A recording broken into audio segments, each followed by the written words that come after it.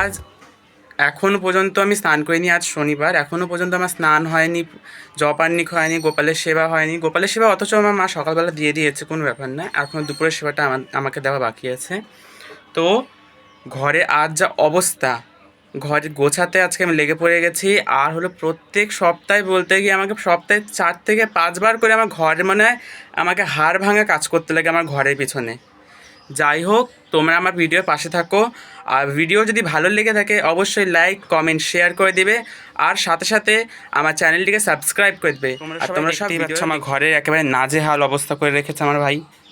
আর আমার ভাই পাশে আমার মায়ের রুমে ঘুমিয়ে আছে। বদমাসটা ঘরটা এরকম করে এখন ঘরে শুয়ে আছে। ঘরে কাজ করতে করতে আমার নাজেহাল অবস্থা।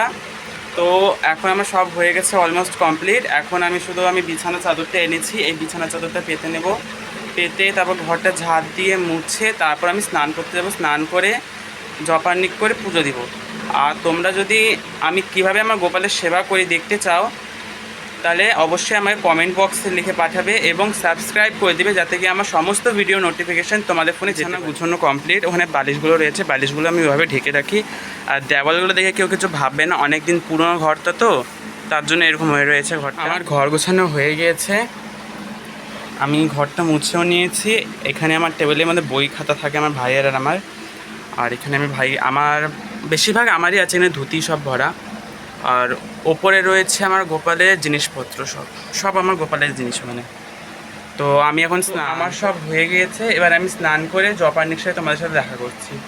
আমার স্নান হয়ে গিয়েছে, আমার জপান্নিকও হয়ে গেছে এবং আমার গোপালের দুপুরের সেবা পর্যন্ত হয়ে গেছে। তো আমার এখন দুপুরের কাজ আমার ঘরটা, যেটা মেন উদ্দেশ্য ছিল আমার ঘরটা গোছানো, সেটা আমার হয়ে গিয়েছে। আর আমার যদি ভিডিওগুলো তোমাদের ভালো লেগে থাকে অবশ্যই লাইক, কমেন্ট, শেয়ার করবে। আর চ্যানেলটিকে সাবস্ক্রাইব করে অল নোটিফিকেশান অন করে দিবে। বাই।